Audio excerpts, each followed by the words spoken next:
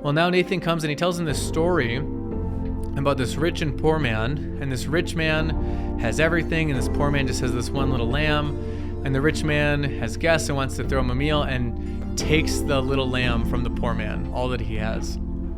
And when David hears the story, he's outraged. He says, this is an atrocity, and this man deserves to die. And then Nathan says, you are the man.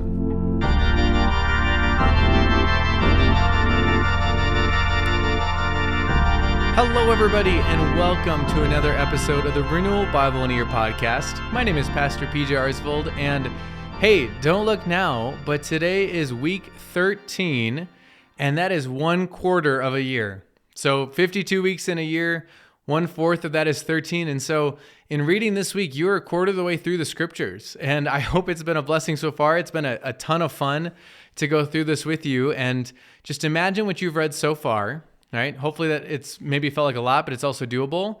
You just got to do that 3 more times. And as we've been discussing, obviously, we've been trying to highlight how these things point forward to the coming of Jesus. But obviously the best is yet to come because we still have the coming of Jesus to go. And so thrilled to be reading with you, and congratulations on being 1/4 of the way through. And I hope that the next 3/4 of the Bible are just as fruitful, if not more fruitful for you. Now, as we pick up today, we are in 1 Samuel 25. And so we're going to be going through the rest of 1 Samuel into most of 2 Samuel. And just a little bit of a reminder, 1 Samuel is primarily focused around the prophet Samuel and then the kingship under Saul. And we saw David's rising, the anointing that David was going to be the next king, that God had taken the kingdom away from Saul. And so Saul is now chasing after David. And we're going to see that 1 Samuel is going to finish up Saul's life and reign. And then 2 Samuel is going to get us into when David becomes king. So what we've had so far is we have Saul. He's turned his back on the Lord a couple different times. He's not followed the Lord's obedience and will and word. And so again, you have David who's been anointed. Saul has tried to kill David a number of times. He's hurled spears at him. He's been chasing him.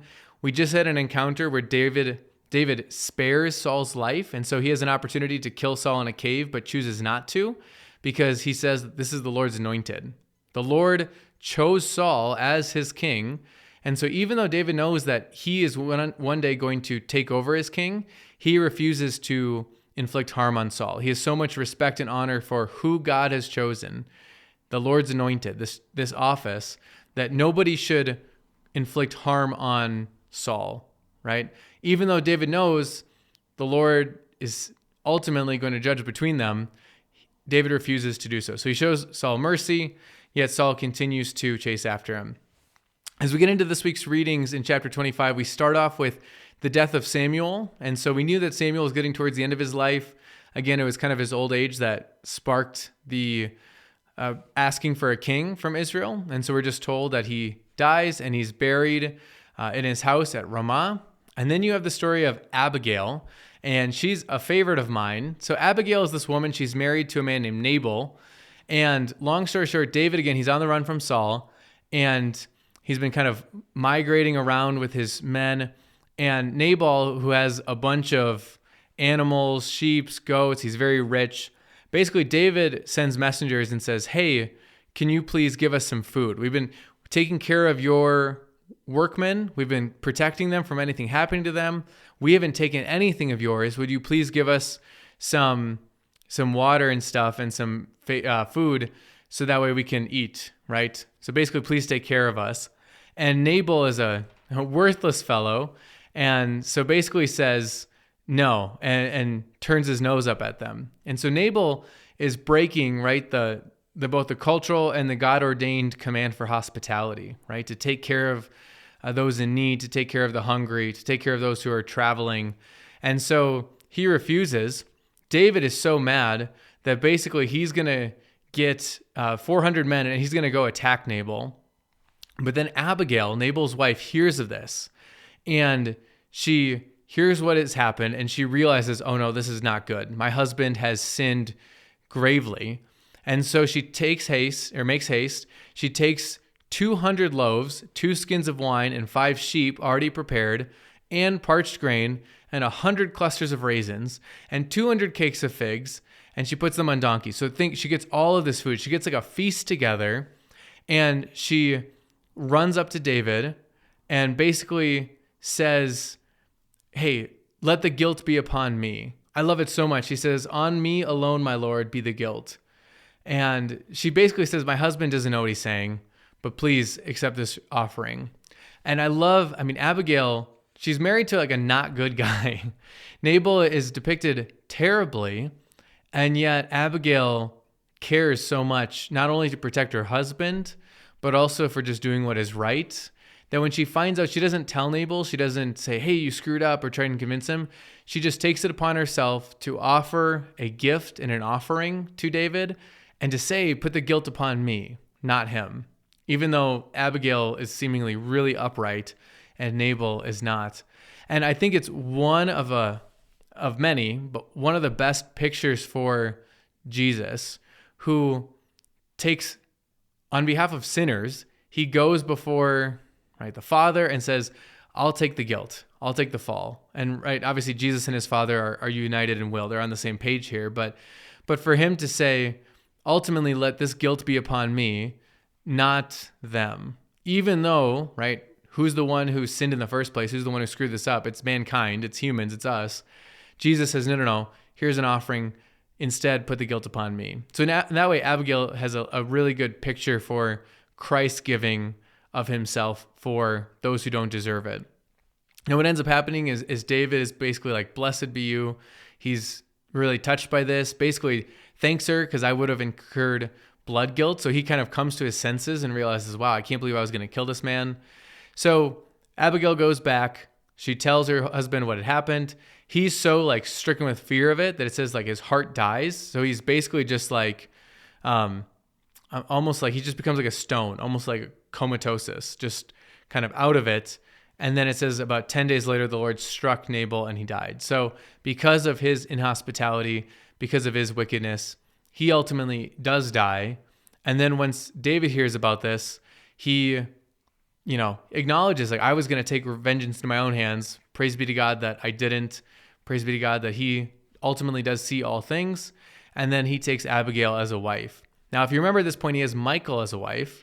And so he has one wife, that's Saul's daughter. Now we're going to see that Michal in this chapter 25, we're told has been re-given into marriage into a different man, Palti. So, but David, we're not sure if he knows about this, probably not. So he's taken a second wife, Abigail, and we're told that he takes another wife, Ahinoam. So at this point, David has 3 wives, although Michal's been given away, so back down to 2. So again, this is one of those, David is such a beautiful figure. David is a wonderful man in a lot of ways and a wonderful king. But once again, you don't have any heroes except for God. And so David is taking multiple wives. And if you recall the laws back, I think in Deuteronomy, when the Lord was warning, when you have a king, because I know you're going to ask for a king one day, a king should not take multiple wives. Okay? It's kings are prone to do this because they have power and they have influence. And we're going to see that David is not immune from that. It's going to cause problems. And later, one of his sons who becomes king will definitely struggle with that as well. But regardless, here we have Abigail as kind of a beautiful picture of love and compassion and sacrificial care, taking the guilt upon herself and offering an offering. And then she becomes one of David's wives. Then in chapter 26, we have the Ziphites. That's again one clan in the people who come to Saul and basically rat out where David's hiding.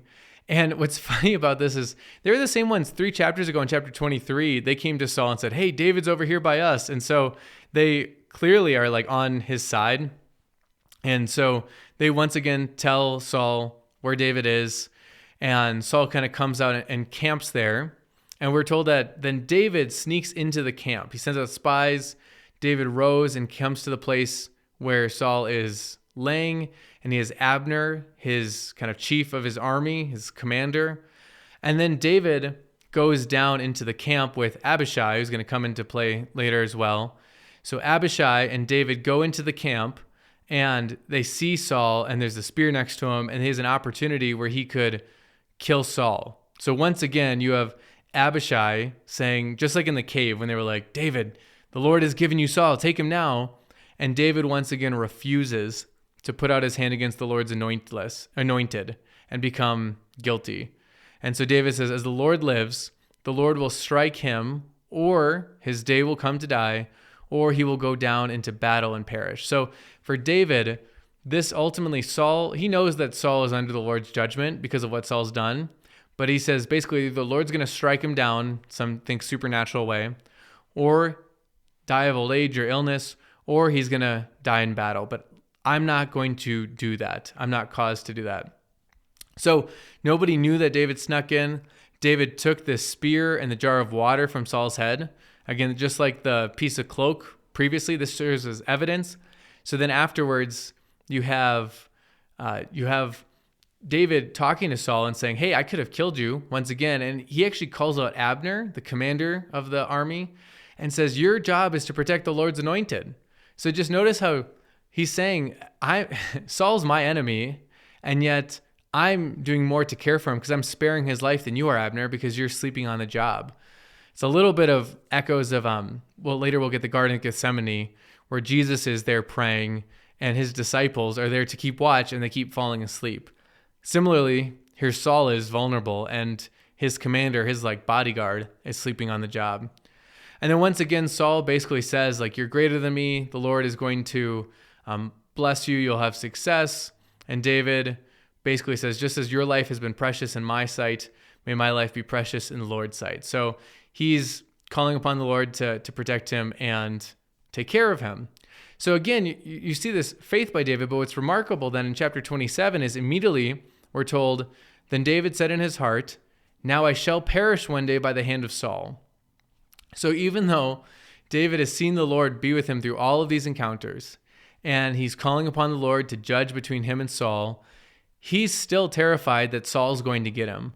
And so what David does is he flees to live amongst the Philistines. He goes to the city of Gath, which would likely be the largest Philistine city, and basically asked to live amongst them. And so he goes over to Achish, who's the son of Moab, king of Gath, so the king's son, along with 600 men, and asked to live amongst the people of Gath. So again, these are the Lord's enemies. This is the Philistines, right? Think back to Goliath. That was against the Philistines and some of the battles that Saul had. And here, David is now living amongst them out of fear of Saul. So he's kind of had to go defect and live amongst the enemies. Now he's there for about 16 months, and we're told that what he does is he would go raid the Lord's enemies. So he'd go against the Geshurites, the Girzites, and the Amalekites. So again, just think of the Amalekites going back to Exodus. This is a particular people who have opposed God's people, right? And so what David is doing now while he's living in Philistia is he's attacking enemies of Israel. But then what he does is he comes back, and when they ask him, hey, David, what were you up to with your men? He's saying that he was attacking the people of Judah, right? The people of Israel, God's people, because those are the enemies of the Philistines. And we're actually told that David, as he's carrying out these attacks, he's kind of wiping out everybody to make sure that nobody can kind of rat him out of what he's actually doing. And again, this kind of gets to some of the violence questions we've talked about, and happy to revisit some of that. A couple things to take note of. Again, the Lord has given explicit commands at this point to wipe out the Amalekites. That's the Lord's judgment upon them for their sin. And also, this is one where we can read this and know that this is a lot of times descriptive versus prescriptive. So just take it for what it is. Here's what David is doing, but he's claiming that he's attacking, right, Judah or the Kenites. That's Jethro's descendants, Moses' father-in-law, so part of the people of God. And so he's saying, I'm attacking Israel, basically, but he's actually attacking the enemies. Then in chapter 28, what's interesting is we're told that the Philistines are going to go fight Israel. So now we have an interesting situation here, right? Because David is living amongst the Philistines, and he's kind of, assimilated in some ways. He's been living amongst them for over a year. And Achish, who took David in, basically says, you guys are going to go with me. We're going to go fight Israel. And David says, yep, sounds good. You'll see what we can do. And so you have this moment, you're like, Jesus, David's going to actually have to fight the Israelites? But then before we can find out what happens, we then jump over to Saul. And Saul, we're told, had put out all of the mediums and necromancers. So all of those who contact the dead or spirits were put out of the land. That was God's command. So that's a good thing Saul did that. But the problem is, because of Saul's disobedience, the Lord isn't answering him anymore. So what we're told then is Saul had put out all of the mediums and necromancers. So this is all of the people who contact spirits and contact the dead, which is good. That was part of the Lord's command. He said, take them out of the land. You're not supposed to have anyone contacting spirits, right? If you're going to pray to anyone, you're supposed to pray to the Lord. So that's a good thing that he took them out of the land. But now Saul can't get a word from the Lord. He's not hearing from the Lord. He's using the Urim and Thummim, these sacred stones, and they're not working. The prophets that he's contacting, they can't get a word from the Lord. So now he says, I need to talk to Samuel, who, as we just read, right, Samuel is dead now. So he thinks, I need to go pull Samuel up from the dead. I need to find somebody who can speak to the dead. And he had put out all of those mediums and necromancers, but now he needs to go find one. So again, you're not supposed to use these people at all. Saul did the right thing, but now in his desperation, especially in the face of the Philistines coming, he goes against God's will and goes to find this medium at a place called Endor. So he disguises himself and, long story short, basically asks her to find Samuel, and then Samuel comes up. And here's an interesting question, like, is this actually Samuel? Like, is this woman actually able to contact the spirit of Samuel or not? And I think it's an interesting one. This could be a lot of things, but I tend to think because Samuel seems to be consistent with the Lord's word, that the Lord is allowing this medium to actually contact Samuel from the dead. It seems to be the most clear reading. And so Samuel basically tells Saul that what he's doing is not good. This is not right? Samuel says, because you did not obey the voice of the Lord. And then Samuel tells Saul that tomorrow him and his sons will die. And so you have Samuel from the dead telling Saul, basically, this is the end of the road, right? You've disobeyed the Lord many times, and now we're coming to a close here. So Saul is, he's stricken by all this, but he eats some food and then eventually heads out. Now in chapter 29, we're told that David is getting ready to fight with the Philistines, and the Philistines don't want him in the army, right? And they reference that song that has come up before, right? That Saul has struck down his thousands and David his 10,000s. So again, it's almost like an old verbal meme. Like, it's just such a well-known song in the region. And the men are basically like, how is this guy going to fight against his own people? And so they're terrified that David and his soldiers are going to turn in the midst of battle. So even though Achish trusts David, basically he says, hey, David, my men don't trust you. I need you to leave. And so you need to go back to Ziklag, where you've been living. Now in chapter 30, when David gets to Ziklag, we find out that the Amalekites had made a raid against Ziklag and basically burned it down with fire and had taken all of the inhabitants with them. So they didn't kill anybody, but they captured them and burned the city down. So David gets back there, sees this, and some people are like ready to stone David because David, right, he's been doing all these raids against the Amalekites. So this feels like a bit of a response, a retaliation. And so they're mad that David would have brought this upon them. But David inquires of the Lord, and the Lord basically says, go, and I'm going to give them into your hands. And so David and his men chase down, they come across this servant who's Egyptian, and they give him some food and some water, and he kind of comes to and helps lead them to the right place. And they go and they defeat the Amalekites, and they bring back everything. They rescue their wives and their children and all of that. And so they ultimately do get victory. They ultimately are saved. And it's kind of a happy ending to this story. A couple things to take note about this story. First off, this is, again, God working providentially through seemingly ordinary means. It's so interesting. You're getting ready for David to go fight the Israelites, which feels so wrong to say. And the Philistines don't trust him, so they send him back. Now imagine what would have happened if the Philistine commanders had not worried about this. If they would have let David fight, David would not have gotten back in time to go pursue the Amalekites and save his wives and all the people of Ziklag. Right? It took him 3 days to get back as is. So you can just imagine like God's providence to work in these Philistines to say, wait a minute, we don't trust this guy, and yet was actually part of the rescue plan to save the residents of Ziklag. Also, if you look at it too, you see David's compassion for people, because at the end of this story, we find out that some men fought the Amalekites and some were too weary, so they kind of stayed with the supplies. And the people who fought say, hey, we should get all of the spoil, all of the clothing or the money that we've kind of retrieved from them. We should hang on to because we fought, we risked our lives. And those guys, they just hung by the bags. And David actually says that everybody will get some, right? Everybody gets his share. Those who go down into battle, so shall his share be for he who stays at the baggage.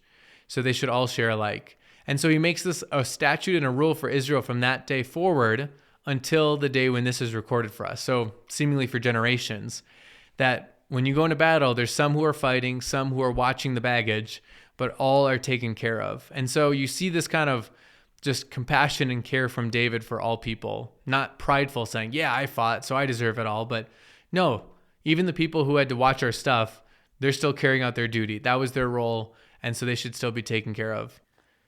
And then in chapter 31, we have Samuel's words that we just read in chapter 29 coming to pass, where Saul and the Israelites are fighting against the Philistines, and the Philistines win. They overtake Saul and his sons. And we're told that Jonathan, Abinadab, and Malchi-Shua, the sons of Saul, all die. And so really, really sad, especially you think of Jonathan, his faithfulness to David, his care. You think back to his words that, David, one day you're going to be king and I'll be there right by your side. We see that Saul's disobedience and folly has ultimately cost his son his life too. Multiple sons, but obviously Jonathan, we've had the most information about it. We've been following the closest. And then Saul is hit by archers, and so he's badly wounded. And Saul fears that they're going to torture him or harm him or mess with him in some way, torture, torment. And so he tells his armor bearer who's with him, basically like, you need to drive a sword through me and kill me because I don't want them to torture me. I need you to end my life. And the armor bearer is too scared. He won't do it. So Saul throws himself upon his sword. And then the armor bearer, seeing this, he falls upon his sword and then commits suicide. And so we're told, at least at this point, we're going to find out more information in 2 Samuel. We're going to revisit this encounter. But we're told, thus Saul died, and his 3 sons, and his armor bearer, and all of his men on the same day together. So this is a really dark day, right? This is Israel's first king. They asked for a king, and you think back to Saul's journey of flashbacks to when they went and saved Jabesh Gilead, and Saul rescued that city from the Ammonites who were going to, take out their right eyes and stuff, and things seemed to be so good. And then we saw Saul kind of deteriorate and disobey, and now in this dark day where the Philistines have won victory over God's people, and Saul and his 3 of his sons have died along with many other people. When the Philistines are going through all of the bodies the next day, they find Saul's body and they cut off his head. If you remember, this is what David did to Goliath. So just like the Israelites had conquered the hero of the Philistines and took his head as kind of a prize of sorts, now all of a sudden they've done this to Saul. They've cut off his head. They put his armor in their temple as an act of kind of worship and sacrifice to their God. Like, look it, you gave us our enemy. And they then take his body and they hang it up in Beth Shan. Now, it's really, I guess, kind of cool is that we're told the residents of Jabesh Gilead, which, like I just said, that was that town that Saul had saved. So Jabesh Gilead, they come together and they go rescue the body of Saul, and they want to treat it properly. So they go charge and they take Saul and the bodies of his sons, and then they burn them there. And so then they take their bones and bury them under a tree in Jabesh, which is in Gilead, and then they fast for 7 days. So kind of a cool full circle moment there where this town that Saul had saved is now honoring him because of their care, because of what he had done for them. And so they valiantly go to rescue his body. That's their kind of respect for him. And then 1 Samuel ends, and the story of Saul ends. The first king of Israel comes to a close. As we get into 2 Samuel then, like I said, we're going to move into now David's kingship. And so 2 Samuel is going to be the reign of David. And so what happens right at the beginning is David hears about Saul's death. There's a messenger who comes to David and tells him that Saul and his sons have died. And David asks, how do you know this? And this man reveals that when he came upon Saul, Saul actually had not died, that Saul had tried to fall upon his own sword. So you think of placing a sword there and kind of throwing yourself upon it in an act of suicide. It didn't work. And so Saul asked this man to finish the job so that way the Philistines couldn't torment him. And if you remember all that David has set up to this point in terms of David's refusal to touch the Lord's anointed, like you should not lay a hand against the one that God has appointed king. So this messenger thinks this will be good news. I can't wait to tell David. I get to be the one to tell him that your enemy is killed and now you get to be king. And David actually executes him, that he actually puts him to death for having finished Saul off instead of trying to save him or something. So again, that's just David's kind of view of that role, that Saul was in this anointed special role, and David refused to himself harm Saul and did not want anybody to harm Saul. And so you can see in a lot of ways, it's kind of a tough one for us because the executing of the messenger is definitely not something that I think many of us would assume. And again, this is just David's response to this all. But you see that David's care for Saul, even though Saul hated him and tried to kill him so many times, it's one of the reasons why David is a generally a good picture for compassion and mercy. Not perfect, right? By any stretch of the imagination, but you do see his heart there. And then David has this song of lament that, the Philistines have won, and you have lines like, tell it not in Gath, publish it not in the streets of Ashkelon, right? Don't let the Philistines know this terrible day in Israel because of their defeat of us. And, more in Saul and Jonathan. And I just want to read the very end of this song. He says, Jonathan lies slain on your high places.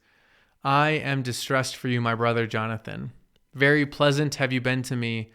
Your love to me was extraordinary, surpassing the love of women. How the mighty have fallen and the weapons of war perished. And so we see David in deep mourning, not only for Saul, right, God's anointed king, but also Jonathan, a dear friend, who he can say that their kinship, their friendship, their fraternal brotherhood was closer than him with any of his wives, right? That he had such a bond with Jonathan. And he's now mourning that and in deep distress, and ends with that line, how the mighty have fallen and the weapons of war perished.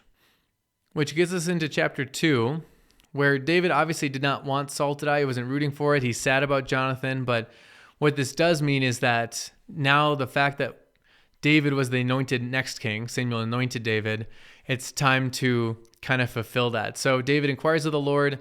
The Lord tells him to go up to the cities of Judah, and he goes to Hebron, and he goes there with his two wives that he has with him, Ahinoam and Abigail, and all of his men. And they come up there, and he honors the men of Jabesh Gilead. Again, you can just see his kind of respect for Saul and his office. And then the people of Judah anoint him king over their tribe. So notice here, when David first becomes king, he is not immediately the king of all of Israel. He's only the king of the tribe of Judah. So you have the southern tribe, and we've kind of highlighted along the way, you start to have a distinction where Judah becomes its own kind of group. You have the rest of Israel, right? Ephraim, Benjamin, Reuben, etc. And then you have Judah. So the men of Judah, with David being from the tribe of Judah, now becomes their king. It's significant for a couple reasons, but I'll just highlight us or bring us back to in Genesis when Jacob's pronouncing blessings over his sons in Egypt, and he announces that the scepter shall not depart from Judah. Well, now you have your first Judean king.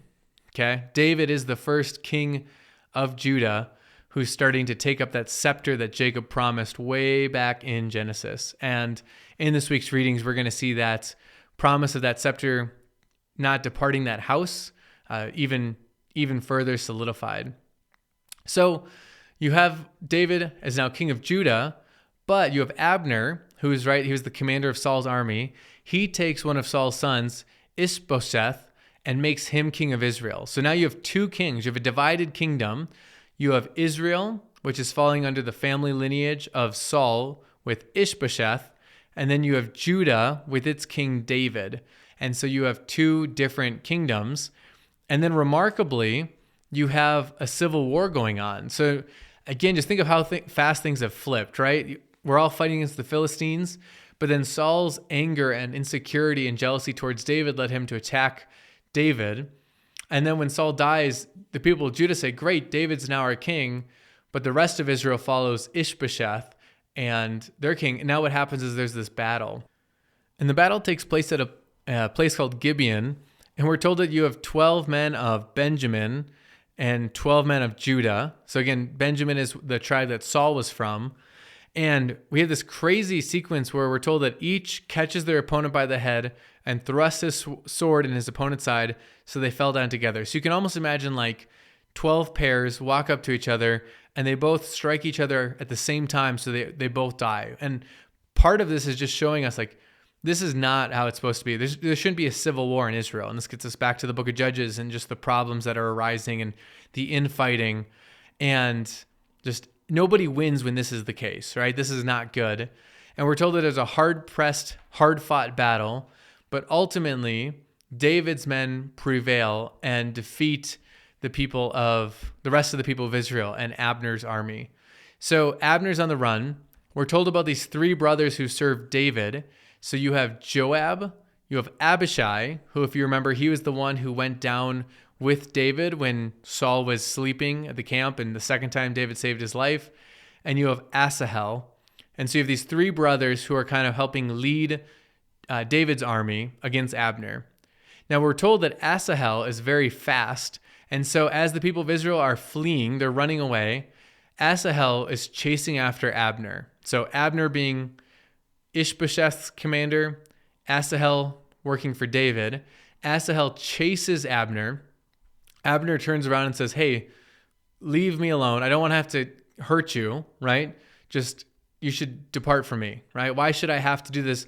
And again, because you have infighting, he says something to the effect of like, how can I look at your brother Joab, right, if I have to hurt you? So Asahel's trying to attack Abner. He's chasing him down. Eventually he catches up and Abner strikes him with a spear, the butt of his spear, and it goes through Asahel and he dies there.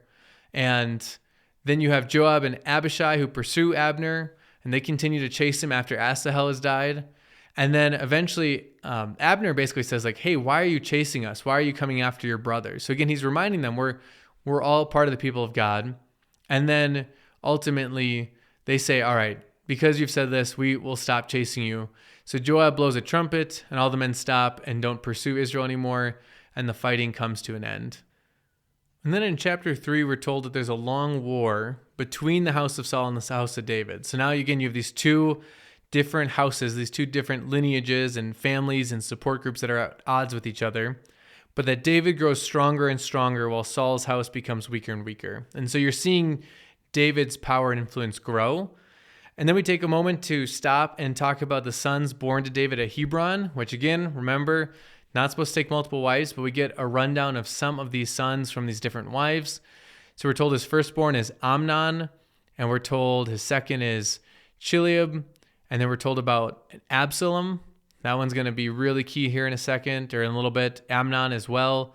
And so Adonijah will come up later.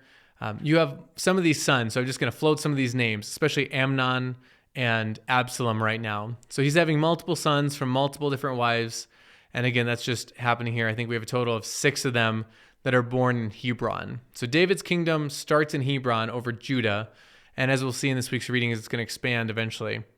And then we're told that while this battle between the house of Saul, led by Ishbosheth, is going against the house of David, Abner, who's Ishbosheth's commander, continues to gain prominence. So whether this is legitimate or just an accusation or insecurities, basically Ishbosheth accuses Abner of taking one of Saul's concubines as a wife, sleeping with her, and in doing so, making a bid or a usurping of the power and the throne.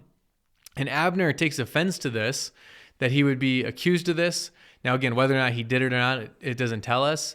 But basically he says, because of this, I've been faithful to you, I've been serving you, but now I'm going to help bring to fulfillment what the Lord has promised David. So Abner promises to defect from Ishbosheth and go over to the side of David. So this man who's been leading the army against David is now like, all right, I'm on team David now. And as part of David's receiving of him, he says, you have to bring my wife Michal. So again, David's already got multiple wives going on, but now he gets Michal back. And then eventually Abner comes over and he comes over, meets with David, and David has a feast and receives him. But then what ends up happening is Joab and also Abishai, but especially Joab, does not like that David has received Abner. Because again, Abner killed Joab's brother, Asahel. And one of the things Abner said is, how am I supposed to look at your brother if I do this? But it was battle, it was war. Asahel was chasing Abner. So Joab does not trust Abner. And he tells David he shouldn't trust him either. He says, he's come over to deceive you. So David has sent Abner away. Joab calls for him to return. And then Joab kills Abner. So here you just have so many different like power plays, revenge, conspiracies. You have all of these different things going on. We're definitely in an era of kingdom and power grabs and different relational dynamics. And so you have Abner, who is the commander of Israel, who in battle strikes down a man. Abner defects to David's side, but the man that he struck down has two brothers, and they have not forgotten that Abner had killed their brother. And so now they have gone against David's wishes and have killed Abner, who is going to come help fight for David and serve him. And so David basically says, like, Lord, don't hold this against me, and actually utters a curse. May the house of Joab never be without one who has a discharge or who is leprous or holds a spindle or falls by the sword who lacks bread. So David is really bothered by this, that they have done this. And he's going to recount this on his deathbed. I'm going to give you a warning right now. It'll be when David is dying and passing on the kingdom, he's going to give some instructions because of this encounter right here. So he basically says Joab should not have done that. Abishai, his brother, should not have had anything to do with that. And he's really mourning. And so David then mourns Abner's death and sings this song, or this kind of poetic, should Abner die as a fool dies, right? Your hands were not bound. Basically, like, the way that you died was so wrong. And he makes Joab mourn too. Like, you need to mourn this man and how terrible was what happened to him. And he refuses to eat. He's fasting out of his mourning for him. And then I just want to highlight, we're told this is chapter 3, verse 36, and all the people took notice of it, that is David's fasting and mourning for Abner, and it pleased them, as everything that the king did pleased all the people. So all the people and all Israel understood that day that it had not been the king's will to put to death Abner the son of Ner. So it's really interesting.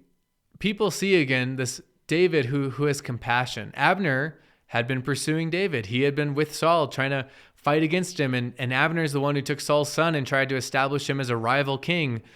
And when he dies, David mourns and weeps and fasts. And the people see David's heart, and everything David does seems to work for them. They're just so grateful for it. They love him. So we see that playing out here. Now in chapter 4, we're told that Ishbosheth then is going to be assassinated. You have these two men who come in, Rechab and Baanah, and basically they assassinate Ishbosheth in his bed, and ultimately then run to David and tell him, like, hey, guess what? We defeated your adversary. And David then basically says, hey, don't you know what I did to the last one who came and brought me a message about my adversary having been killed? You shouldn't have killed this man on his bed. And it's interesting because Ishbosheth is put in opposition to David. Ishbosheth, unlike Saul, hasn't inherently done anything wrong, right? He's kind of been established as king of Israel, and he's fighting against David. So maybe that's the issue there. But there's kind of these two houses in battle. David does not view Ishbosheth as having deserved, assassination in his bed. And so just like he did to the guy who finished Saul off, he executes these two men who bring him news that they had killed Ishbosheth. One other thing with this family. So because of Saul's family and the instability, then we're told about one of Jonathan's sons named Mephibosheth. Okay. He'll come up later in these readings, but I just want to highlight him. We're told that a nurse took him and fled, and she fell in her haste. So she grabs this like little tiny child, and he's just 5 years old. She falls and he kind of breaks his legs and he becomes lame. But she runs away and spares his life. So Mephibosheth is going to come up later. But what ends up happening now is Ishbosheth has died. Saul's family no longer has a claim to the throne. You don't have like a next in order. And then what you get here in chapter 5 is that David is now anointed king of Israel. So now we're told that all the tribes of Israel come to David in Hebron and say, behold, we are your bone and flesh, right? Think Genesis language. Like, we are your family. We are made of the same stuff. We are one with you. And in times past, when Saul was king over us, it was you who led us out into battle and brought Israel in, right? You were the one, when we asked for a king to fight for us, David, you were the one fighting for us all along. And so we want you to be our king. And so we're told that David was 30 years old when he began to reign, and he reigns a total of 40 years. So the first 7 of those are at Hebron. So that's a town in Judah. At Hebron, he's king of just Judah for 7 years and 6 months. But then he's going to go to Jerusalem, and we'll get to that here in a second. And he reigns over all of Israel and Judah for 33 years. So 7 years at Hebron, 33 years in Jerusalem, add them up, and you get 40 years of King David. And so this is a big moment, because now you had Saul, the first king of Israel, falls out of God's graces, and now you have David, who God has anointed as this one who is after my own heart. A man after my own heart, that's David, is now king over all of Israel. So the fulfillment and the promise of Samuel's anointing of David has finally and fully come to pass. And we have our second, if you count Ishbosheth, I guess third, but truly kind of your second king of the whole people, because Ishbosheth never was king over Judah. So now David is king over all the people. And then we have this really interesting progression here in chapter 5, where we're told that the King David and his men went to Jerusalem to fight against the Jebusites. So if you remember, the Jebusites are one of these Canaanite groups, and they live in the town of Jerusalem. And they're one of the people that we're told back in Joshua and Judges that they failed to drive them out. They can't get the Jebusites out of Jerusalem. But now David is taking Jerusalem. He's executing this, again, part of the instructions given back in the conquest to Joshua, and he's going to go take Jerusalem. And this is a very big moment, because when we were in the wilderness, God said that there would be a place that he was going to choose to make his name dwell. And what's interesting is we're not told here that God has revealed that to be Jerusalem, and yet just as we go through the story, we're seeing, oh, this is the place. For whatever reason, David feels compelled to take Jerusalem and make that the place. That's going to be the place where the kingdom is centered around. That's going to be the place where God's name is going to dwell.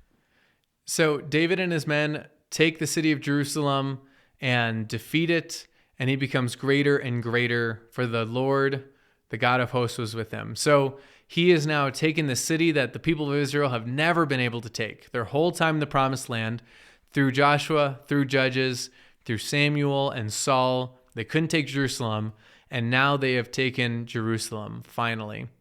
We're told then that Hiram, the king of Tyre, sent messengers to David in cedar trees, and also carpenters and masons who built David a house. And so here in Jerusalem, David is now building a palace, or a house for him to live in. It's kind of a royal palace. And Tyre is a very wealthy commercial city, and so it's a port city, so you have a lot of trade and transport. So the fact that Hiram hears of this, and basically as like a peace offering, sends him these big cedar trees, these legendary trees of strong and beautiful wood. He sends him that, and David builds this palace that he lives in because of David's success. And Tyre can see that David has this favor from the Lord. And we're told that David knew that the Lord had established him king over Israel. He exalted his kingdom for the sake of his people Israel. So for the sake of all of Israel, God has exalted David. Kind of interesting, right? So he's exalting this king on behalf of all the people. And he's kind of showing his favor towards all of Israel in showing his favor towards David.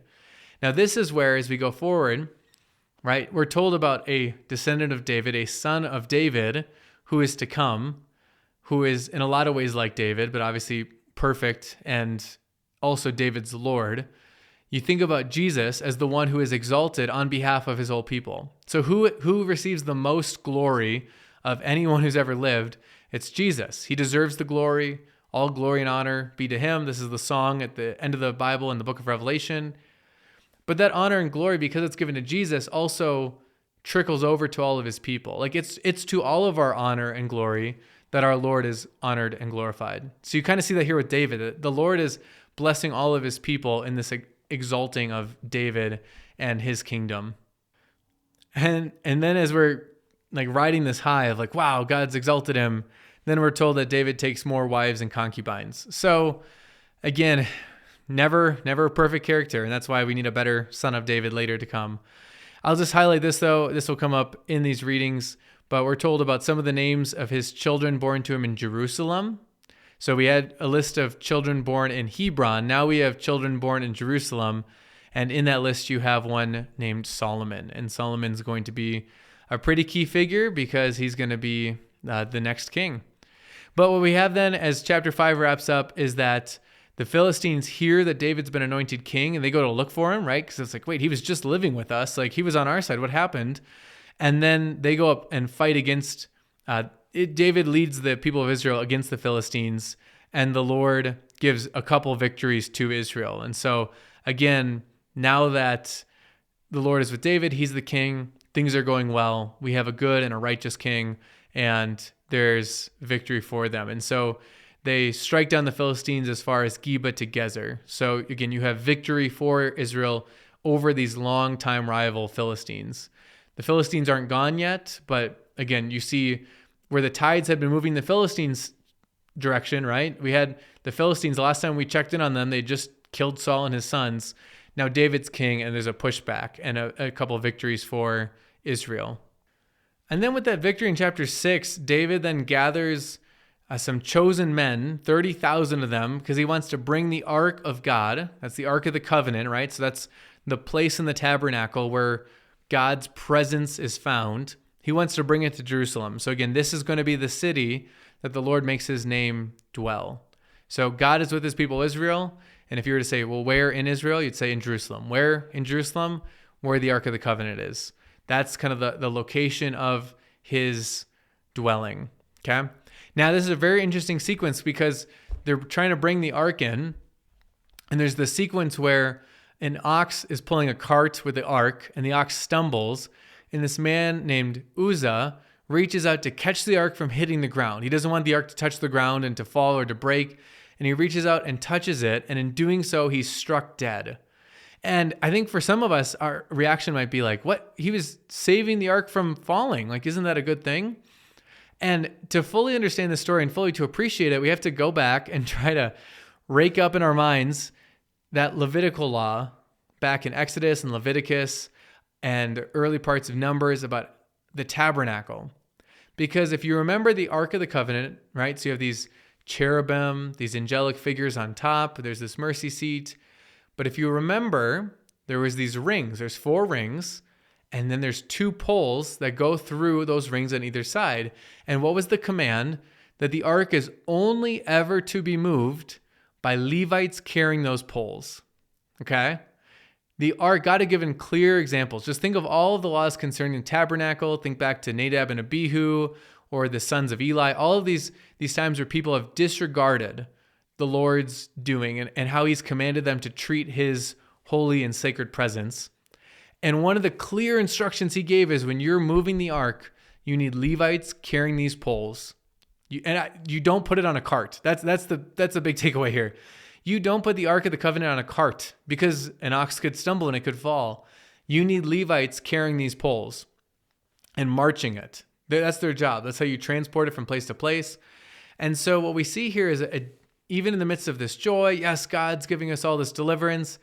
You see the people not heeding and paying attention to what God has clearly stated. How do you move the Ark of the Covenant? You carry it with its poles. You don't put it on a cart. And so you can have sympathy for Uzzah, who just reaches out to keep it from hitting the ground, but this is also an indictment on the people for still not heeding how God has taught them to do things, right? And just like we saw before with all these different figures, to be in God's presence or to dare to touch the Ark. Think back to when the Ark was captured by the Philistines and it came back and everyone's looking upon it and then a plague breaks out. Like God's presence is awesome it inspires awe. It's wonderful. It's consuming. And so to reach out and touch it is too much for any one man. And so that's Uzzah is ultimately he dies. David then is mad at the Lord, basically like, how am I supposed to bring it to me when you won't let it happen? So they just leave it there with this man named Obed-Edom. He's a Gittite, for 3 months. And then we're told that while it's there, the Lord blesses him and all of his household. So again, when you are on the right side of God, his presence is a good thing. It's a blessing, right?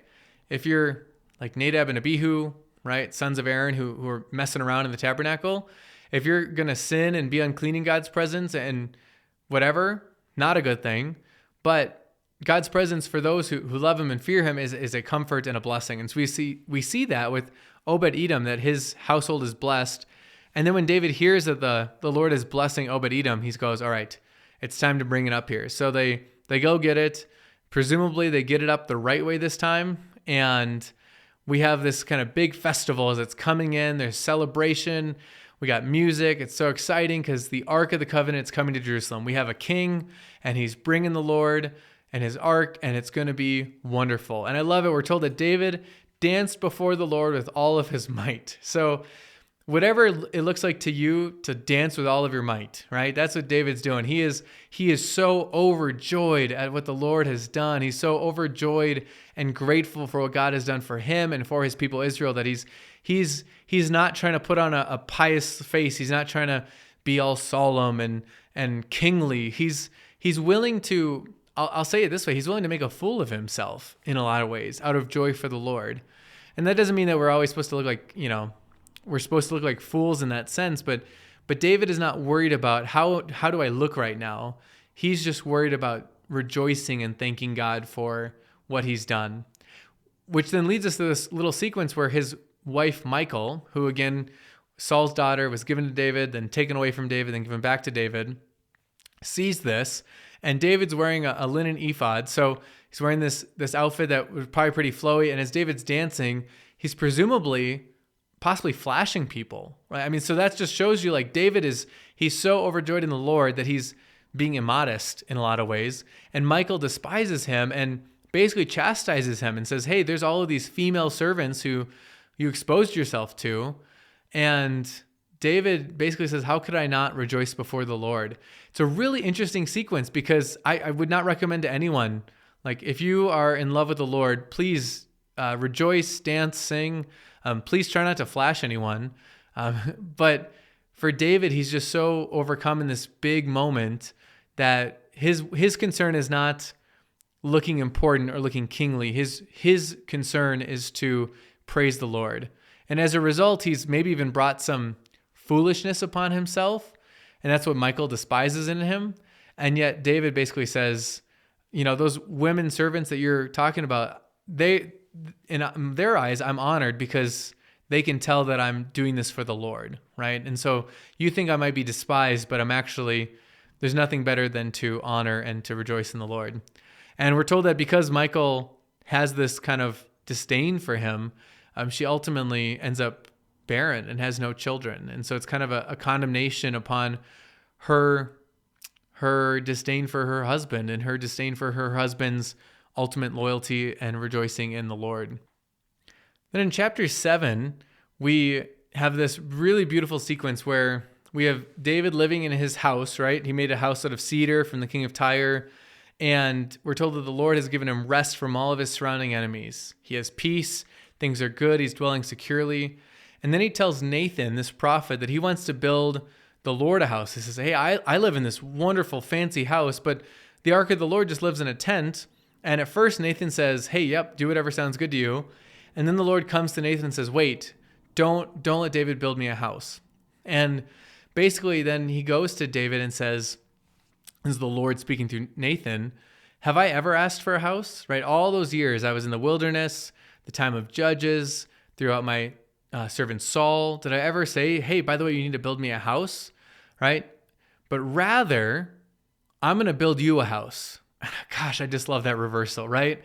You want to build me a house, David? I'm actually going to build you a house. And he doesn't mean a physical house here. He means a house, a lineage to be established forever.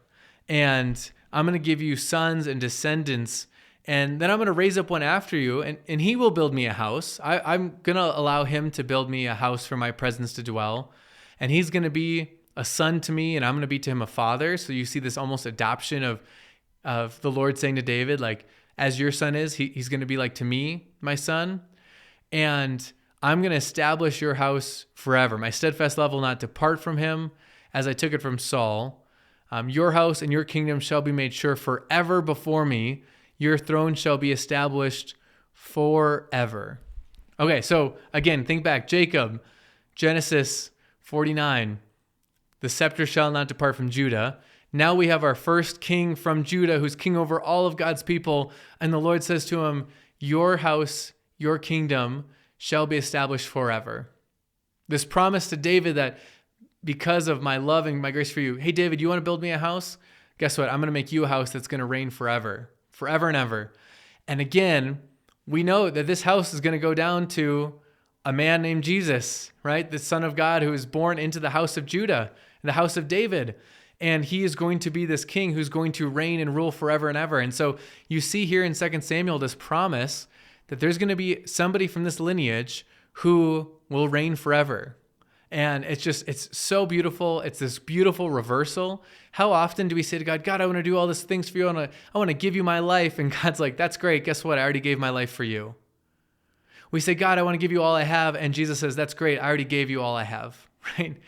We can, and not that we don't offer offerings and sacrifices, and we should serve the Lord and love him, but the Lord's reversal. You want to do this for me? That's nice.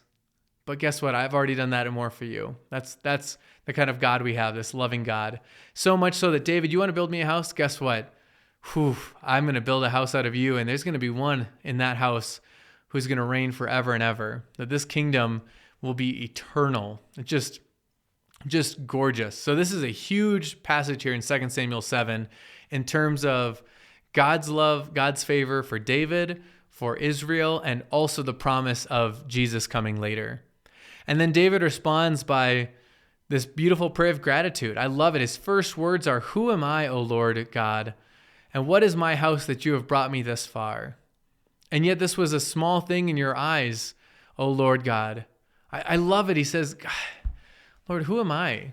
Right? I think for all believers, this should be a response. When we look at what Jesus has done for us, we look at the life that God has given us. It's not always easy, but to look at it and say, wow, who am I, Lord, that you cared this much? You know, you think of the Psalms. What is man that you're mindful of him? When I look at the stars in the sky, all the things that you've made, who am I, Lord, that you care for me, that you listen to me, that you love me, that you gave your son for me? Just beautiful. And so you have this prayer of gratitude that David responds with, and it's just wonderful. In chapter 8, then, we're given just more of David's victories. So he defeats the Philistines and subdues them. So at least for now, they're not a problem. We're told that he defeats Moab, so another one of those nations that's caused them a lot of problems. And we have this interesting picture where he basically, instead of wiping them all out, he spares a third of them, and they become servants to David and bring tribute. Very common practice when you kind of had authority or power over another nation. You'd let them keep living, but you would pay them tribute. He defeats a number of other nations. You got king of Zobah. You have Syrians. And they're gonna come up to play even more later in the story. And so in doing so, he's getting a lot of gold, a lot of bronze and silver from all of these victories. The Lord's kind of giving him victory wherever he goes. So again, you can just see his favor through all of this, and he's dedicating all of these winnings to the Lord. We're told that he gets silver and gold from all the nations he's subdued, from Edom and Moab and the Ammonites and the Philistines and Amalek, from the spoil of Hadadezer, the son of Roab, king of Zobah, right? So he makes a name for himself. He strikes down 18,000 Edomites. And I love this because here we're told in verse 14, I don't love like war per se, but I love this detail. We're told that he puts garrisons in Edom. Throughout all of Edom, he put garrisons, and the Edomites became David's servants, and the Lord gave victory to David wherever he went. Now, this is hearkening back to Genesis again. So much harkens back to Genesis. When Rebecca is pregnant with twins and she feels like they're wrestling inside of her, she asks the Lord, like, what's going on in here? And she's told that there's two children inside of her, two twins, and that they're two nations wrestling with each other, and the older shall serve the younger. And the older being Esau, the younger being Jacob. And now we see finally, with King David's reign, that promise to Rebekah when she was pregnant about these two twins comes to pass, because Edom is the descendants of Esau, and David and Israel are the descendants of Jacob. And now we see Edom serving Israel, right?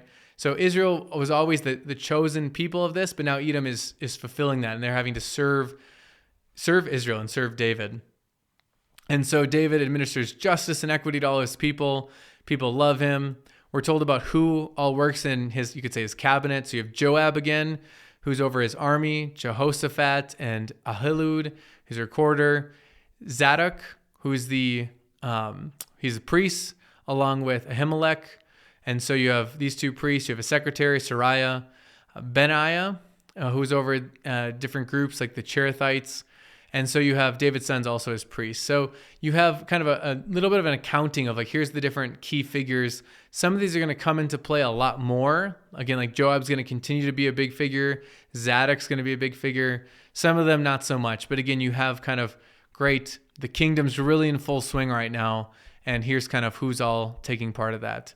Chapter 9 then, if you want more reasons to like David, here's another one. Again, not perfect, but you can see his compassion.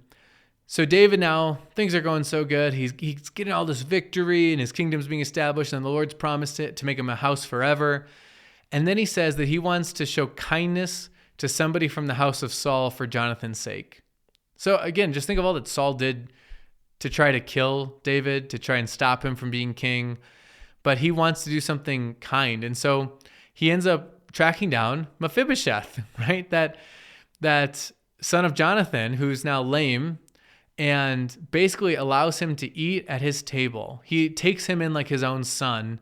And again, you just want to picture for what it means to be brought into the family of God. You have this lame man who is weak and feeble and cast out, and now he's at the king's table eating with the king like one of his own children. And if that shouldn't be a picture for when we come to communion with all of our brokenness, all of our sin, and we get to eat the body and blood of Jesus as the king's children, right? Feasting. I don't know what it is. He has a servant too, that Mephibosheth has a servant named Ziba. And so Ziba helps kind of make this connection, and Ziba will come up here in a little bit as well. In chapter 10 then, we're told about the Ammonites again. So we're told that the king of the Ammonites die. And so David says, hey, I want to do something nice. I'm going to send messengers to comfort the new king for the loss of his father. But the Ammonites are skeptical of this, and so they shame those messengers. They shave off their beards and they cut their garments at the waist. So you can imagine you're wearing a one-piece robe, and all of a sudden it's cut at the waist. You're exposed. You're shamed. They cut off half their beard, and it was a disgraceful thing. And they know, like, then the Ammonites know, like, all right, we've really provoked Israel. And so they hire the Syrians to come help fight with them. And this is a pretty common thing sometimes. If you feel like you might be overpowered in war, you would hire soldiers or hire the army of another nation to come fight with you. You'd say, hey, basically make an allegiance with us. We'll pay you. You come help us win.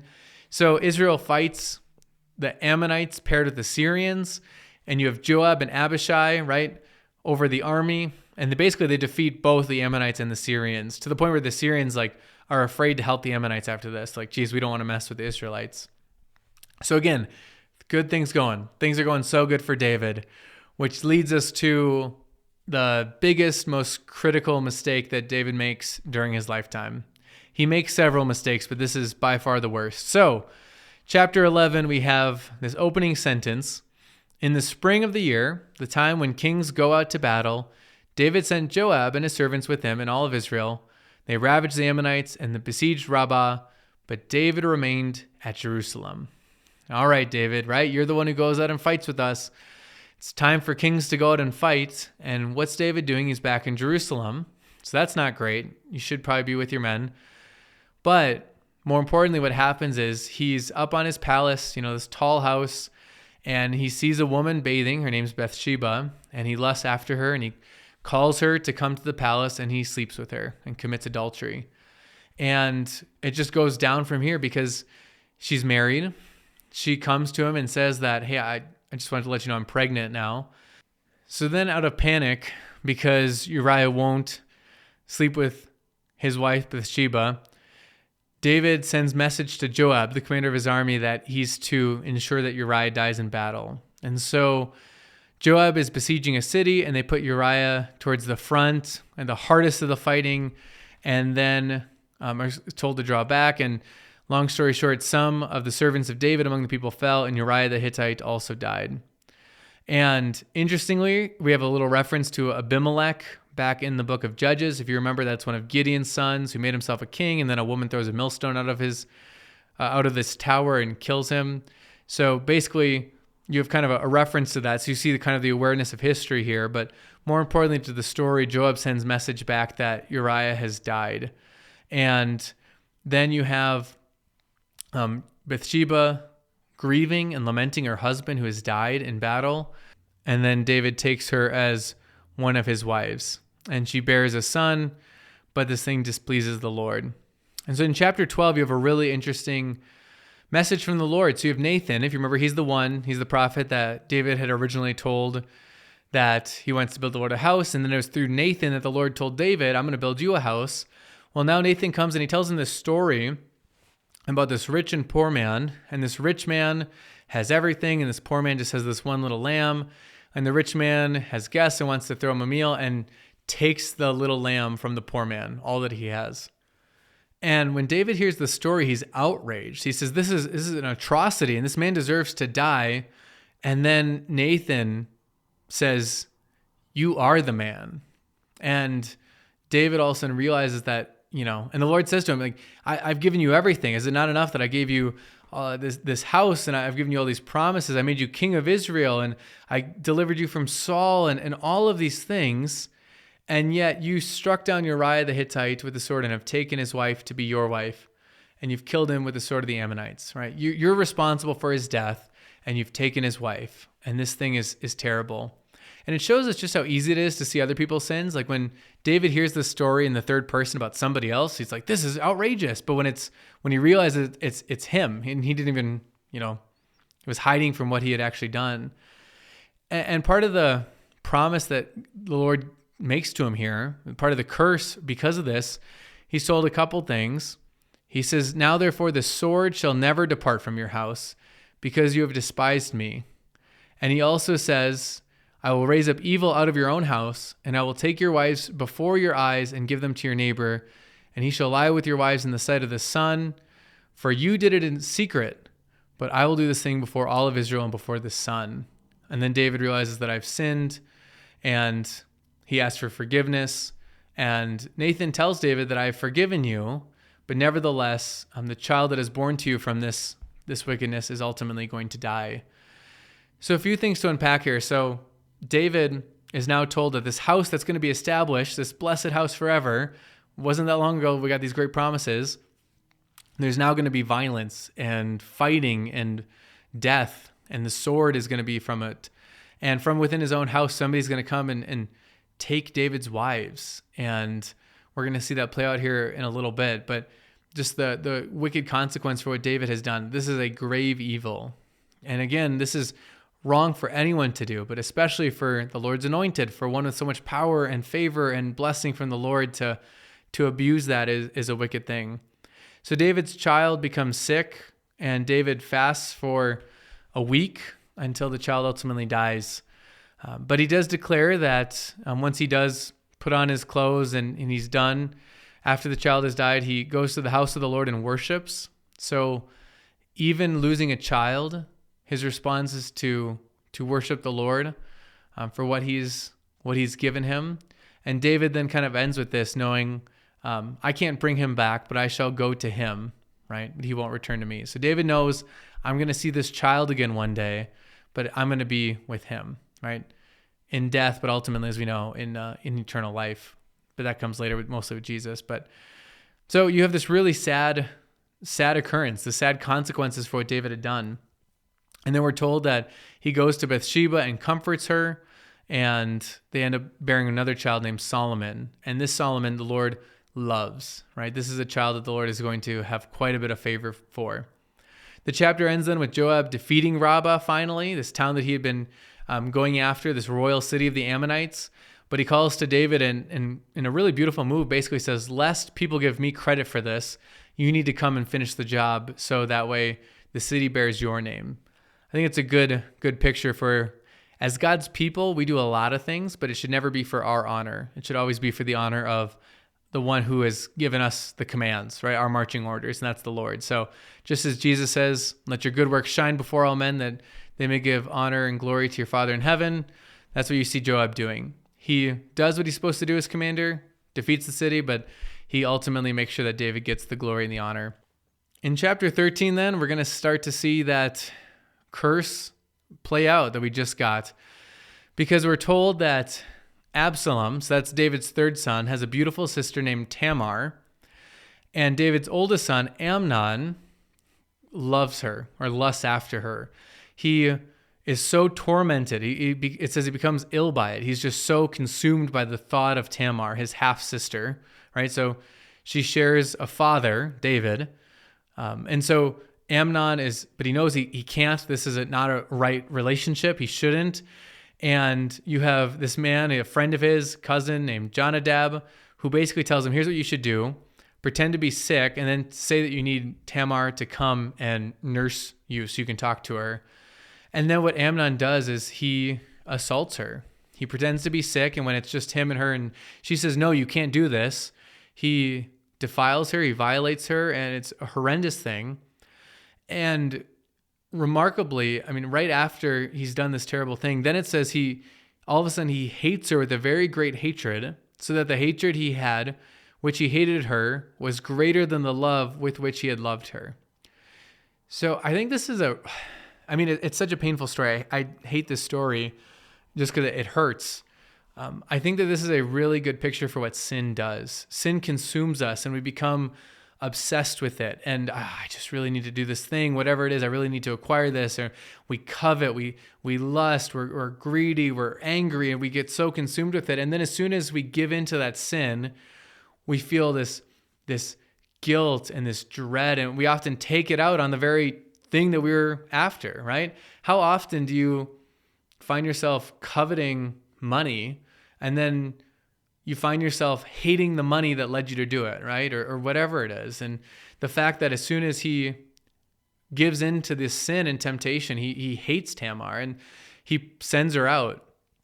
And she says, this is worse. Like, this shouldn't have happened, but to consign me to a life of destitute, right, where I'm never going to marry now, like, you can't do this to me. But he is so wrathful and hateful that he sends her out, and she tears her clothes. And just a really, really sad story. And we're told that King David hears of these things, and he was angry, but notably David does nothing about it, right? Now, to me, I'm reminded a little bit of Eli, hearing about what his sons were up to and chastising them, but not stopping them. So David does nothing. We're told that Absalom, so that's Tamar's full brother, half brother to Amnon, from this point forth hates Amnon. And so then after 2 years of presumably stewing on this, basically Absalom invites all the king's sons to come to a feast. He gathers together, and David can't go, but he makes sure that Amnon comes, and then he has Amnon killed. So he has his half-brother murdered, and then all of the sons of David scatter and flee and run. And so again, you see the fulfillment that the sword shall not depart from your house. There's now violence because of David's actions, because of what he had done. There's problems going on here. Now a messenger comes to David and says that all of your sons have died, but they find out that it's only the one, Amnon. But David obviously is still very bitter at the loss of his son. And Absalom, who had killed his brother, he flees. He runs, and we're told that David longs to go out for Absalom. He desires to see him, but ultimately doesn't do anything about it. And then in chapter 14, you have Joab, again, the commander of the army, who can tell David is so torn up by this. He's so worked up over the loss of not only his eldest son Amnon, but also his third son Absalom. And he wants to see Absalom again. That Joab devises this plan where he has this woman come and basically tell David, hey, I need justice. I need your help because my sons were fighting in a field, and one struck down the other. It's a lot of imagery to like Cain and Abel. And now everyone wants to put the one son to death, but then I'll have no sons. And David says, no, I'm not going to let it happen. And she says, don't let the avenger of blood take my son. And he says, no, I'll make sure that your son will live, right? And then basically she says, then you're showing that you're being double-minded, because this is exactly what you're doing. Your one son, Absalom, killed Amnon, and now you're also banishing Absalom because you won't bring him back, right? It's like you've allowed him to die. He's dead to you. And David then realizes that this was Joab who had put these words in her mouth, and ultimately then does bring Absalom back, but doesn't talk to him, interestingly. So Absalom comes back to his own house, but David will not let him come into his presence. So David will let Absalom come back to Jerusalem, but won't see him. And this is going to obviously cause a lot of problems, because Absalom's now at this weird relationship with David. And we're told that Absalom's incredibly handsome. This is going to come up for a little bit here. We're told that he has this like wonderful full head of hair and like no blemish on his body. He's got 3 sons, and he has a daughter whose name is Tamar. And so you can see that he's named a daughter after his sister, who had obviously been a victim to this heinous crime we just talked about. So Absalom lived for 2 years in Jerusalem, never comes into David's presence. He tries to contact Joab to get basically hey, why am I doing this? Why am I here if I can't come to David's presence? Joab won't respond to him. So eventually Absalom sets one of Joab's fields on fire to get his attention. And then David does just embrace him and kiss Absalom. But Absalom is not content with this new situation. And again, the sword being within your own house, there's more to come, because what Absalom starts to do is he puts into place this conspiracy. So one of the things that he would do is he'd kind of stand by the gate as people are coming and going. And if they had an issue, he would oh, what's your problem? Oh, your neighbor is cheating you out of this way. Oh, well, if I were king, I would give you justice, but David's appointed nobody. So it says that he steals the heart of Israel. So he's convincing people that it would be better for him to be king. It is reminiscent of Abimelech back in Judges, when he was telling Shechem, oh man, I would give you justice if I ruled over you, right? So he's starting to steal the people's hearts by promising them that things would be good under him, that David's not treating them right, he's not giving them justice. And then he ends up telling David, hey, I have to go and make a vow that I had made. And again, they take vows very seriously. So David's like, sure, take your vow. And he sends secret messengers and basically says, when you hear the sound of a trumpet, everyone say Absalom is king at Hebron. So he is trying to usurp his father. And we see this play out. We're told about a few people. We're told that he has Ahithophel, who is David's counselor. So this is an incredibly wise man, very astute, as we'll see. He has a very good perception on things. And he's David's counselor, but now he is coming over to join Absalom's conspiracy. And we're told that the people who are with Absalom keep growing. So eventually a messenger comes to David basically saying that the hearts of the men of Israel have gone after Absalom. Basically, David, I don't know if you realized it, but people are getting pretty excited about the possibility of Absalom taking over as king. So David knows that he needs to go. And so David flees the city because he knows that Absalom's going to be coming back to take over. And he goes on the run. David, for whatever reason, leaves 10 of his concubines to keep the house. And again, just a terrible error, as we'll see. So he takes some of his wives and his concubines with him, but he leaves some instead of taking them with him to be protected. And then we have all of these people who are following him. So now you have David kind of going on the run. Once again, think back to when he was on the run from Saul. Now David's on the run from his own son, and he has this kind of band of people who are with him. He's got a man who joins him named Ittai the Gittite, who's a foreigner who has now kind of joined ranks with him. And so we see that Ittai is like, yep, wherever you go, I'll go. It's kind of like Ruth, right? For life or for death, I'm with you.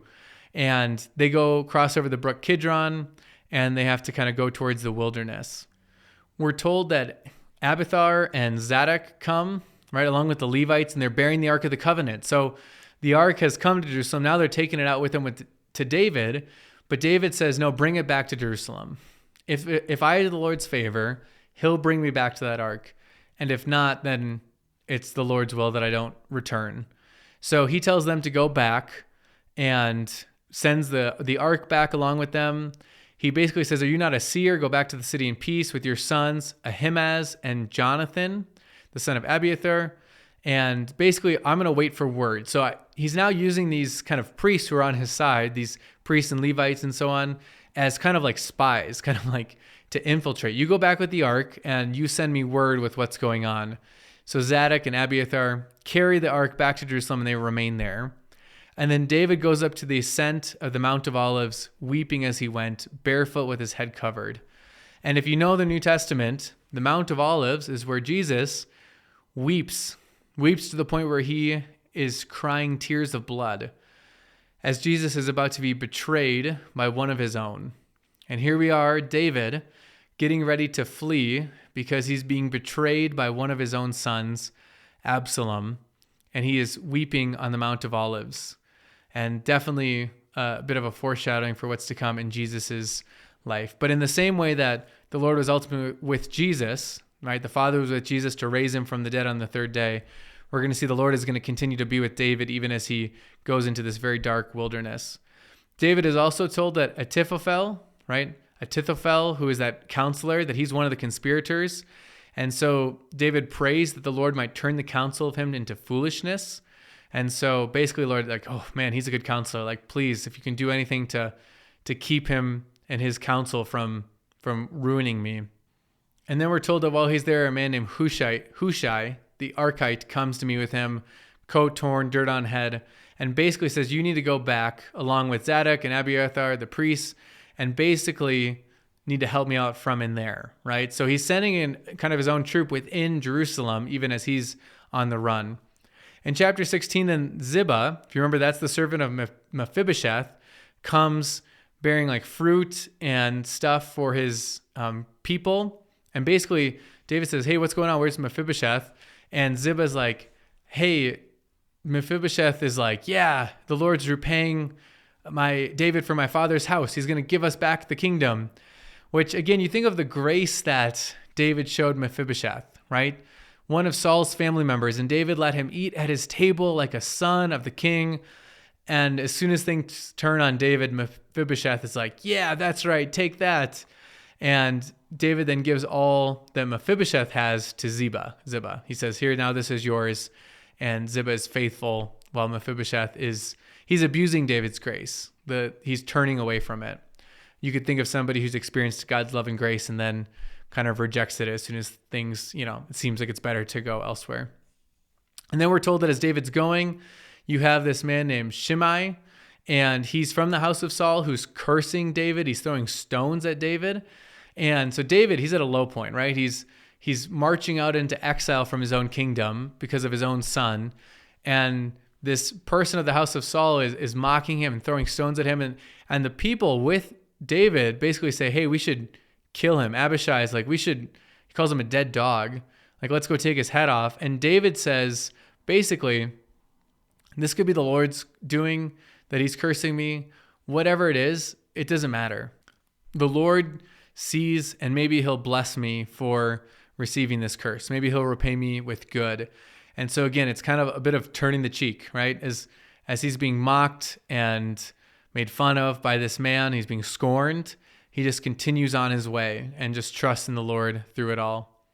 And then Absalom comes into Jerusalem and kind of, you can imagine, riding in to take over the city.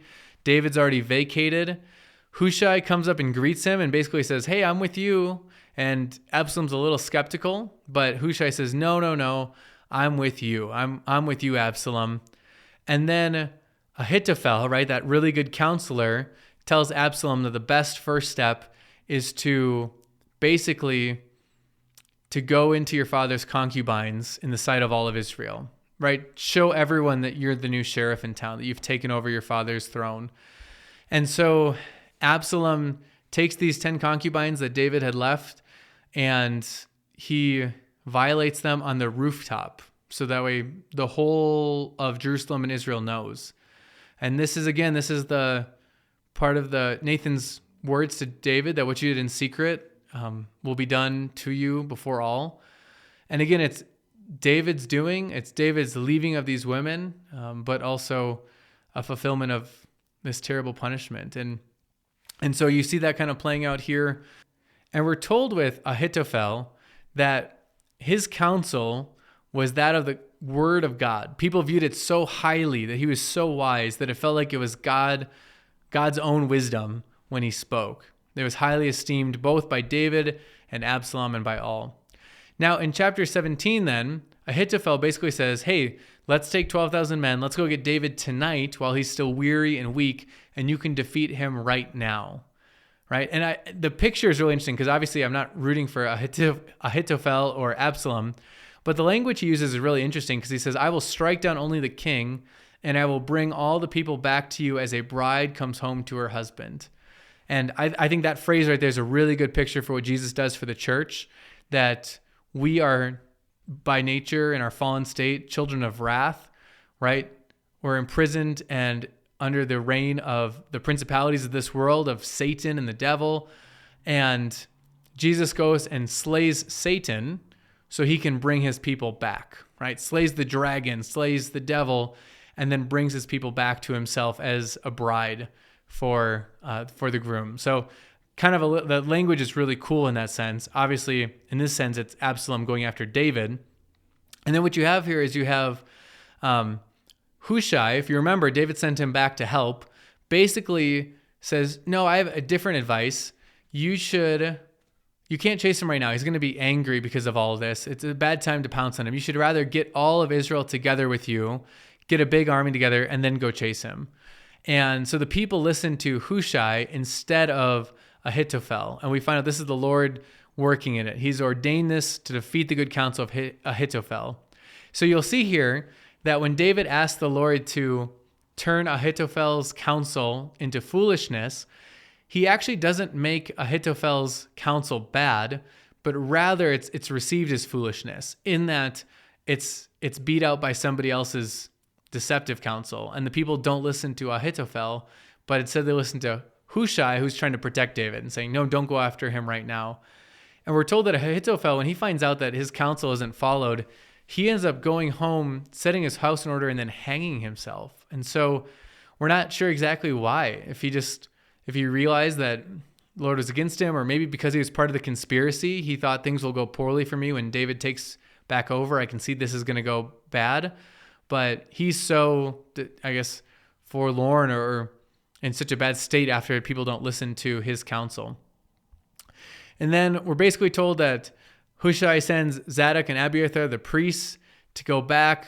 And we're told that Jonathan and Ahimaaz, and you don't even remember all these names, but as you're reading, you'll see these different people. So they're going to go back to David to give him heads up. And it's a little bit of like a Rahab situation where they end up being hid, they're spotted, and then people come looking for them, and a woman hides them in a well and says, oh no, they went that way. And then they're safe, and they get to David to warn him. We're also told about a man named Amasa, who's over the army of Absalom. So again, Joab is with David. Now you have Amasa, who's with Absalom, and he's going to come up more later, but that's the name of the commander for Absalom's little faction, who's now kind of taken over Israel. And then in our final chapter for this week, we have Absalom, ultimately his demise. So basically David musters his army. He's got Joab leading a third. He's got Abishai, Joab's brother, leading a third. And he has Ittai, right, that foreigner who's with him. He's going to lead a third. David wants to go out to fight. It's like, finally, David, like if you would have just done that back in chapter 11, we wouldn't be in this situation. But David wants to go fight now. And basically the men refuse to let him go. They say, no, because they're only after you. It's better for you to stay safe, right? You are worth 10,000 of us. So David's basically like, all right, if that's what you want. But David's request is, please deal gently for my sake with the young man Absalom. Please don't kill my son. Okay? That's his orders. And all the people heard, we're told.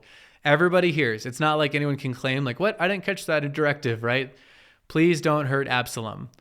So they go out into the field to fight against Israel, who's following Absalom at this point. They fight in the forest of Ephraim.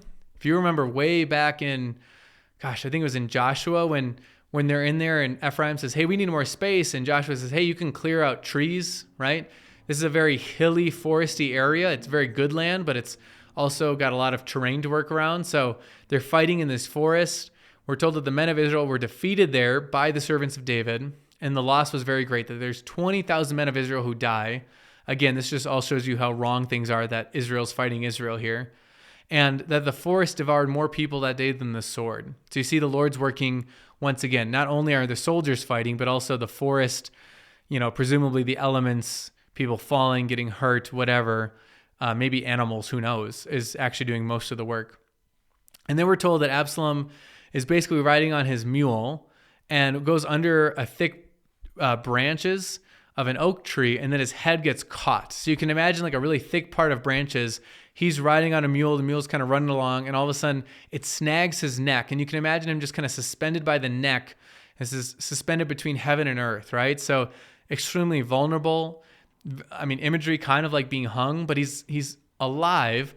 But long story short, somebody sees this, tells Joab, and Joab's like, why didn't you kill him? And the guy's like, hey, we were told not to. And Joab's like, I don't have time for this. So Joab brings the group over and they kill Absalom and ultimately end his life and defeat the army. And then at that point, Joab blows the trumpet and the troops come back from pursuing Israel. So the battle's over. They've done what they sought to do. They took Absalom and they basically threw him in a pit and made a big heap of stones over him.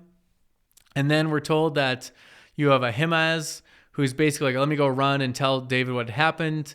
And you have a Cushite who's also going to go tell the news. So you have these two men, they kind of race back and they tell David.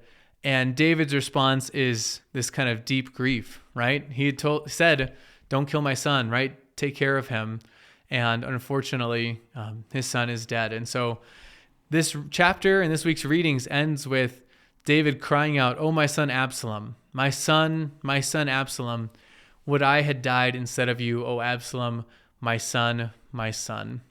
So you see David's care again for all of these people who would inflict him. And I hope that this week's reading showed us a lot of David's faults, but I hope that you also see a bit of the mercy that David models for his enemies. And when Jesus talks about loving your enemies, when David talks about praying for those who persecute you, when Jesus on the cross says, Father, forgive them, they know not what they do, about the very people who are killing him, you see that in David. His mercy towards Saul, his mercy towards Shimei, the member of the house of Saul who's mocking him, his care and longing for Absalom. And we see that playing out here. And so what we have at the end of this week's readings is David's king. We have some great promises. There's a lot of joy. The Ark of the Covenant's in Jerusalem. There's a promise of a house of the Lord to come. And there's also great sadness because David's sin has brought about pain to the people. You think of all the people that died in this battle as a result of David's sin with Bathsheba when he took advantage of her and had her husband killed. Because of what that led to, a lot of people have suffered. And so we see David here as a good king in a lot of ways. He is, before Jesus, he is the archetypal king, the king that you want, but also still a very flawed person living under the grace of God. As we close out, I wanted to field a question that had been submitted. The question reads as such: why was the tortuous method of stoning prescribed for humans when the animal sacrifices were killed in a much more humane way of throat cutting? This is a really good question. So basically, when you look at much of this Levitical law, why at times is stoning prescribed for humans, which is not a fun way to die. If you're not familiar with stoning, basically a group of people would throw stones at you until you were basically beaten and buried, right? Versus animals who their throat is slit and it's very quick, right? As the question reads, much more humane. And it's a really good question, one that the scriptures don't explicitly answer, but I think we can pick up on a few clues. And so two things I want to highlight in fielding this. The first would be that in the case of an animal sacrifice, the animal is not being punished, okay? The animal is simply giving its life, right, as a sacrifice, as an offering of some sort, burnt offering, sin offering, guilt offering, whatever kind of offering it might be. The animal is giving its life, which is significant, right? It's dying, but it's not being punished for something it did. Whereas when somebody violates a law that demands stoning, they are being not only are they forfeiting their life, but they're being punished for wrongdoing. Again, we can still might be uncomfortable, but that's part of what's going on there. Is there's an actual punishment for sin where the animal itself is not being punished for something it has done. Okay. So in one way, first and foremost, this is a punishment, and it's a serious punishment, which leads us to the second point, because if you'll notice in Levitical law and Old Testament law, when somebody is sentenced to death, it's not always by stoning. That's not always mandated. And so what we see here is stoning was given for, I'll say, serious offenses. Now, to be clear, anytime that the penalty is one's life, it's a serious offense, okay? But there are certain ones that are prescribed to be stoning and certain ones that are not. So for instance, unlawful sexual relationships are not prescribed as stoning. It just says that they're to be put to death, okay? There are certain relationships that you deserve death. Maybe adultery is another one of those. It's prescribed as, they lose their life, but it's not by stoning. However, what we do see for stoning, we see it prescribed in things like child sacrifice to Molech. It's like Leviticus 20 or later in that chapter. Medium or necromancy. Again, so trying to contact spirits or contacting the dead. Blasphemy against the Lord's name. So to blaspheme the Lord's name was very severe. And to dishonor or blaspheme the Sabbath. You see that in the book of Numbers, chapter 15. So stoning is not always prescribed, but it's given in these serious situations. And it's meant to be a serious punishment for some very serious sins, a lot of which happen to do kind of at the crux of idolatry against the Lord. Okay? You think of like Molech child sacrifice, right? So it's terrible to sacrifice a child and kill an innocent child, and then also to do so in the name of a false god. To blaspheme the Lord's name, to contact other spirits, right? All of these things have to do with idolatry of some sort or some sort of core violation of somebody's relationship against God. And so we're given this kind of serious punishment in response to it. And I think as part of that, that's the reason why, stoning is a communal judgment. So not every punishment that one forfeits their life is carried out by the community. So for instance, if you think of our whole Avenger of Blood situation and cities of refuge, what you have there is you have somebody who's tasked, right? A close male relative who's tasked with carrying out the vengeance upon whoever committed murder, right? Or whoever killed somebody. So it's not everybody, it's one specific person, not stoning, but whatever means they see fit, right?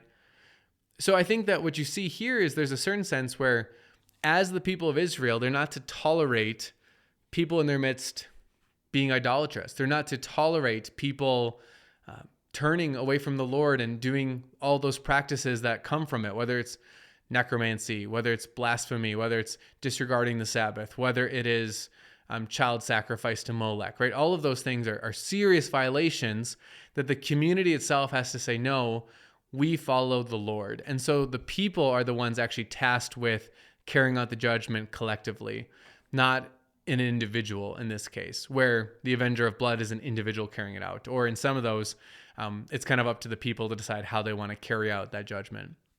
So it's a really good question. I think, like I said, it hinges on two main factors. One, I think we can pick up on the fact that this is a punishment for a severe sin rather than simply a giving of one's life. And so therefore, the method is sometimes, more extreme. But then the second point being, this is specifically the community in response to carrying out the judgment of severe idolatry against the Lord, right? A severe violation of the relationship between somebody and Yahweh. And so it carries with it a significant punishment that isn't always prescribed for every punishment, but for a select few that seem to really reflect the core issue of not loving the Lord with all of your mind, soul, strength, and heart. Hopefully that was helpful. If anyone has a follow-up, I'm happy to follow up on any sort of questions about punishment or some of these laws or anything else that might come up. Once again, you can submit questions at podcast@renewaldenver.org or go to renewaldenver.org/Bible in a year, and there's a form that you can fill out and submit questions that way. But with that, I just want to leave you with this blessing as you go about your week and your day. May the word of Jesus renew you day by day until life everlasting. Blessed week.